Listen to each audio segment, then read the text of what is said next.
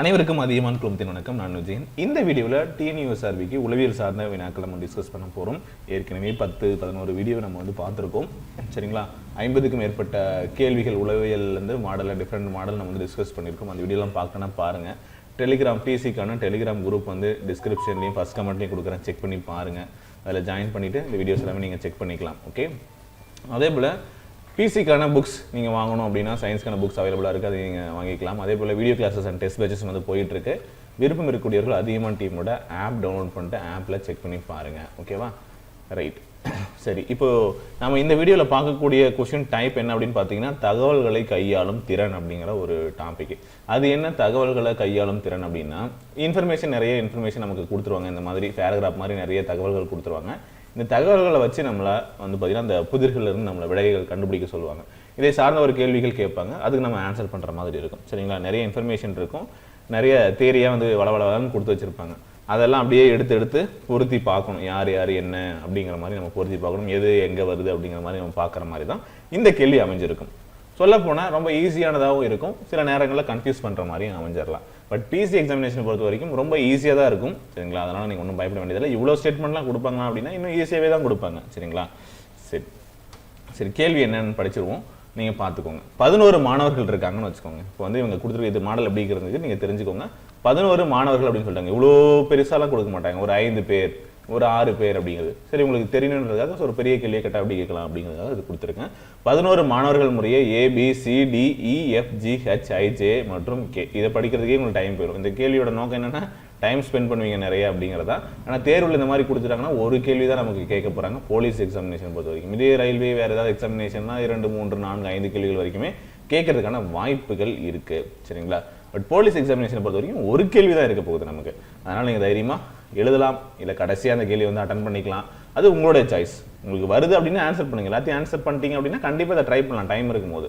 Okay, ஆனால் முதலே start பண்ணி நேரத்தை வீணடிச்சிடாதீங்க இந்த மாதிரியான கேள்விகளில் அப்படின்னு நான் உங்களுக்கு சொல்கிறேன். சரிங்களா? அதையும் எடுக்காதும் உங்களுடைய விருப்பம். ஆனால் நிறைய மாணவர்கள் செய்யக்கூடிய தவறு என்ன அப்படின்னா, தெரியாதனமாக முதல்ல எடுத்துட்டோ இல்லை நடுவில் எங்கேயாவது எடுத்துட்டோ மாட்டிக்கிட்டு ரொம்ப நேரம் டைமை வேஸ்ட் பண்ணிடுவாங்க. அதனால் நான் உங்களுக்கு இந்த விஷயத்த சொல்கிறேன். சரிங்களா? சரி, கேள்வியை படிக்கலாம். 11 மாணவர்கள் நான் சொல்லிட்டேன். இவங்க எல்லாமே ஆசிரியரை பார்த்து வர அமர்ந்திருக்கிறார்கள் அப்படின்ட்டாங்க. ஒரு கிளாஸ் ரூம் இருக்குன்னு வச்சுக்கோங்களேன். இது போர்டு. டீச்சர் இங்கே நின்று கிளாஸ் எடுக்க போகிறாரு. கீழே ஸ்டூடெண்ட்ஸ் எல்லாம் உட்காந்து கவனிக்க போகிறாங்கன்னு வச்சுக்கோங்க.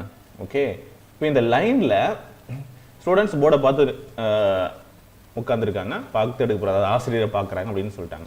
இப்போ இந்த லைனில் யார் எங்கெங்கே உட்காந்துருக்காங்க அப்படிங்கிறத நம்ம கண்டுபிடிக்க போகிறோம். இப்போ இதில் 11 பேர் உட்காந்துருக்காது, அவங்களே இன்ஃபர்மேஷன் சொல்லிட்டாங்க. சரிங்களா? அந்த 11 பேரும் எந்தெந்த இடத்துல இருக்கிறாங்க அப்படிங்கிறதுக்கு அவங்க ஸ்டேட்மெண்ட்டும் கொடுத்துருக்காங்க. இதை வச்சு நம்ம கண்டுபிடிக்கலாம். சரிங்களா? எப்படி கண்டுபிடிக்கலாம்னு பாருங்கள். முதல்ல நீங்கள் படித்து ட்ரை பண்ணுறதுக்கு பாருங்கள், உங்களுக்கு ஆன்சர் கிடைக்குதான்றதையும் நீங்கள் செக் பண்ணி பாருங்கள். ரைட்டா? சரி, அதன் பிறகு நம்ம சொல்யூஷன் எப்படி கொண்டு வந்தது, எங்கே ஏதாவது தப்பு பண்ணிங்கன்னா எங்கே தப்பு பண்ணியிருக்கோம் அப்படிங்கிறதையும் நீங்கள் செக் பண்ணிக்கோங்க. சரியா? ஓகே, இப்போ 11 மாணவர்கள்னு சொல்லிட்டாங்க. ஸ்டேட்மெண்ட்டை படிக்கணும். நீங்கள் முதல் வேலை என்னென்னா படிங்க.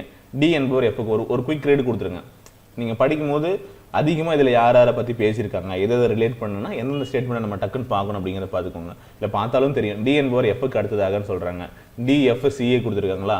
மறுபடியும் ஃபஸ்ட் ஸ்டேட்மெண்ட் எடுத்துக்கிட்டிங்க அப்படின்னா மறுபடியும் எஃபோட ரிலேட் பண்ணுறது, இல்லை இங்கே DO இல்லை CO ரிலேட் பண்ணுற மாதிரியான ஒரு ஸ்டேட்மெண்ட் எடுத்துக்கிட்டோம் அப்படின்னா இந்த ஃபோர்த்து ஸ்டேட்மெண்ட் இருக்குது. சரிங்களா? ஏன்னா இங்கே டிஏ பற்றி ஒரு ரிலேஷன் இருக்குது. ஓகேவா?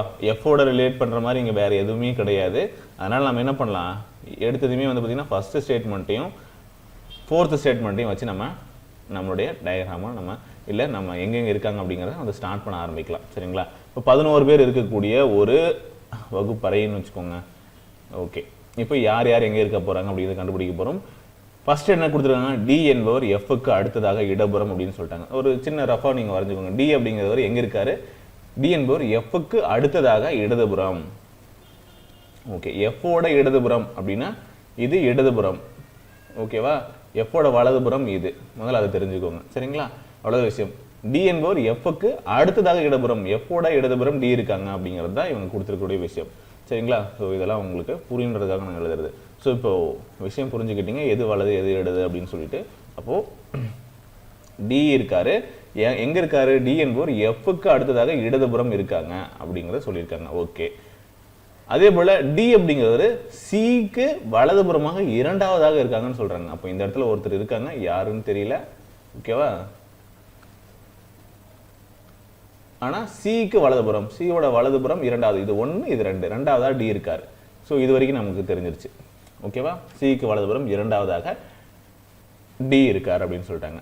ஓகேவா? இங்க சொல்லியிருக்கிறது எஃப் சொல்லல, டி என்பவர் எஃப்க்கு அடுத்ததாக இடதுபுறம் அப்படின்னாங்க. மறுபடியும் சிக்கு வலதுபுறமாக இருக்காங்கன்னா டியை தான் சொல்றாங்க. டி என்பவர் சிக்கு வலதுபுறமாக இரண்டாவதாக உள்ளார் அப்படிங்கிறத சொல்றாங்க. அதை நீங்க புரிஞ்சுக்கணும். ஓகேவா? அப்புறம் நான் எதை பார்க்க சொல்லியிருக்கேன், அடுத்து மறுபடியும் சி ரிலேட்டடாவோ இல்லை டி ரிலேட்டடாவோ இருக்கக்கூடிய இது ஒன்று பார்த்தீங்கன்னா இங்க இந்த 4th ஸ்டேட்மெண்ட் இதை பாருங்க.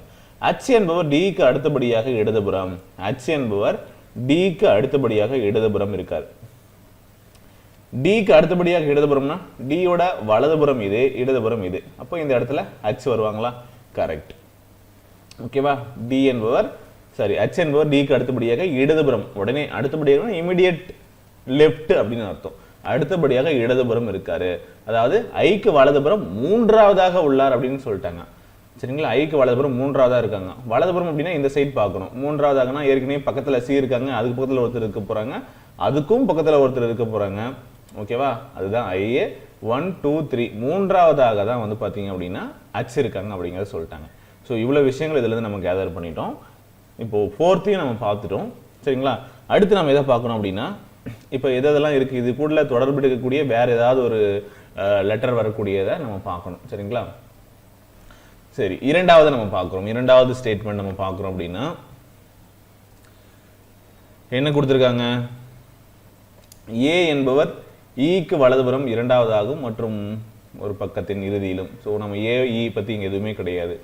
ஓகே, சரி. அடுத்ததான் நம்ம பார்க்கக்கூடியது, சரி இந்த ஸ்டேட்மெண்ட் பார்த்து எழுதுறோம், செகண்டோ தேர்டோ நம்ம வந்து பார்க்குறோம்னா அது சம்மந்தம் இல்லாமல் தான் இருக்குது. பட் நம்ம ஜஸ்ட் வந்து அது எப்படி வரும் அப்படிங்கிறத ஒரு டயக்ராம் நம்ம பார்ப்போம், எங்கே இந்த பொசிஷன் எங்கே இருக்குன்னு பார்க்கலாம். ஓகே, ஏ என்பவர் ஈக்கு வலதுபுறமாக இரண்டாவதாக இருக்கார். ஏ அப்படிங்கிறவர் ஈக்கு வலதுபுறம், ஓகே அப்படின்னா ரைட் சைடு இரண்டாவதாக. ஓகே, இது ஒரு பொசிஷன், இது ஒரு பொசிஷன், இரண்டாவதாக.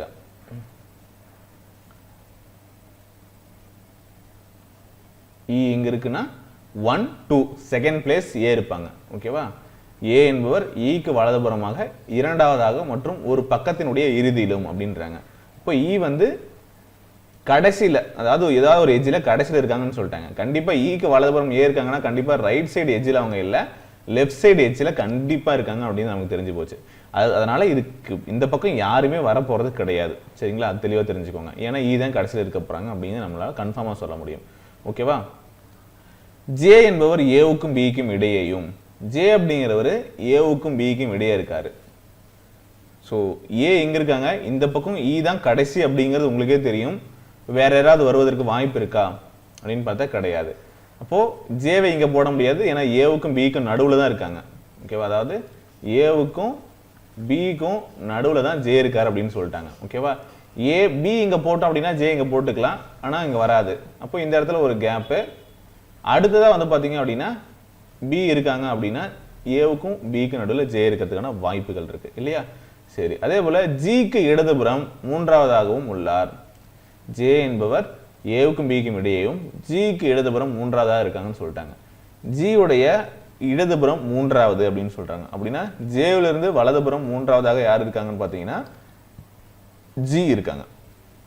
ஓகே, இதுதான் பொசிஷன். ஸோ இந்த பாதி ஒன்று கிடைச்சிருக்கு, இந்த பாதி ஒன்று கிடைச்சிருக்கு. இதை வச்சு நம்ம வந்து அந்த பொசிஷனை நம்ம ஃபிக்ஸ் பண்றோம் அப்படின்னு வச்சுக்கோங்க.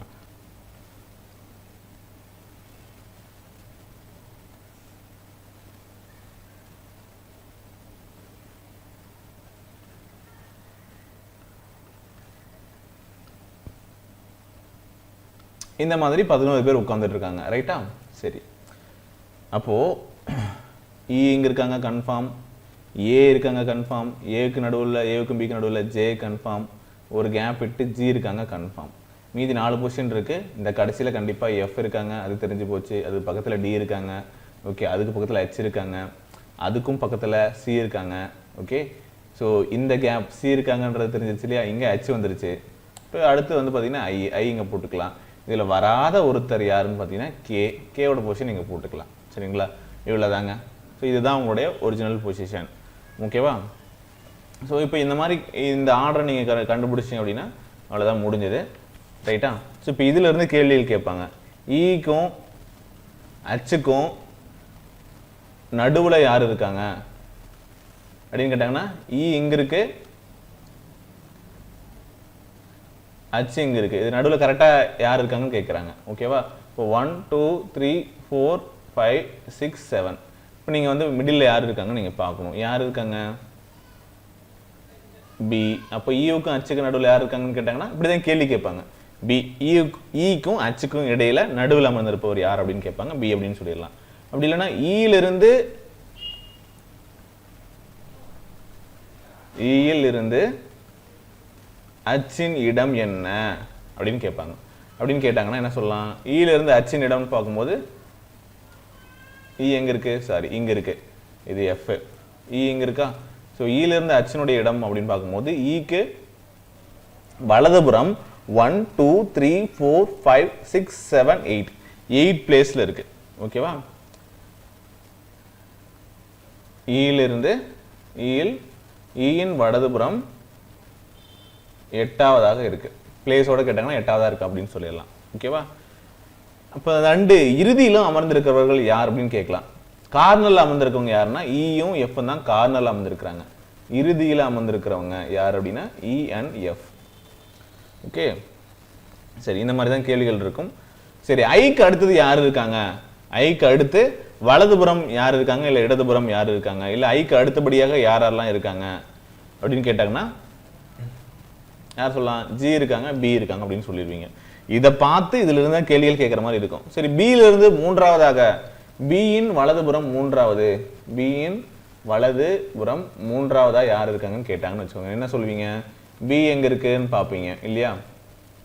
பி எங்க இருக்கு? வலதுபுறம் எது? இது 1 2 3. மூன்றாவதா யார் இருப்பாங்க? சி இருக்காங்க. அவ்வளவுதான். ஸோ இந்த மாதிரி கேள்வி கேட்பாங்க. இப்போ ஏவுக்கு இடதுபுறம் இரண்டாவது யாருன்னு கேட்டாங்கன்னா ஏவுடைய இடதுபுறம் இரண்டாவது ஈ இருக்காங்கன்னு சொல்லிடுவீங்க. ஏவோட வலதுபுறம் நான்காவதுன்னு கேட்டாங்கன்னா ஜி இருக்காங்கன்னு சொல்லிடுவீங்க. இவ்வளவுதாங்க கேள்வி. இப்படிதான் வரும். ஒன்ஸ் இதை நீங்க கண்டுபிடிச்சிங்க அப்படின்னா இதுல இருந்து கேட்கக்கூடிய கேள்விக்கு ஆன்சர் பண்ணும். இது ரொம்ப கொஞ்சம் பெரிய கேள்வியா இருக்கிறதுனால உங்களுக்கு கொஞ்சம் கன்ஃபியூஸ் ஆகிற மாதிரி இருக்கலாம். திரும்ப பாருங்க, ட்ரை பண்ணி பாருங்க. யார் எங்க இது கேள்வியே போட்டீங்க அப்படின்னா மற்ற கேள்விகள் ரொம்ப ஈஸியான கேள்விகளை தான் உங்களுக்கு கொடுப்பாங்க. அதனால வந்து ஒன்றும் பிரச்சனை இல்லை, ஈஸியாக நீங்களும் கண்டுபிடிச்சிக்கலாம். சரிங்களா? ரைட். சரி, இதே போல் இன்னொரு கேள்வி வந்து பார்த்தீங்க அப்படின்னா உங்களுக்கு நான் வந்து ஹோம் ஒர்க்கை கொடுக்குறேன், கண்டுபிடிங்க, ட்ரை பண்ணி பாருங்கள். ஓகேவா? ஸோ அதுக்கான விடையை கீழே கமெண்ட்டில் போடுங்க. நம்ம அதுக்கான ஆன்சரை வந்து பார்த்தீங்கன்னா அடுத்தடுத்த வீடியோஸில் நம்ம வந்து டிஸ்கஸ் பண்ணுவோம். சரிங்களா? ஸோ அடுத்த கேள்வி வந்து நோட் பண்ணிக்கோங்க. செகண்ட் கொஷின் பாஸ் பண்ணிட்டு நோட் பண்ணிட்டு ட்ரை பண்ணி பாருங்கள். Okay, thank you.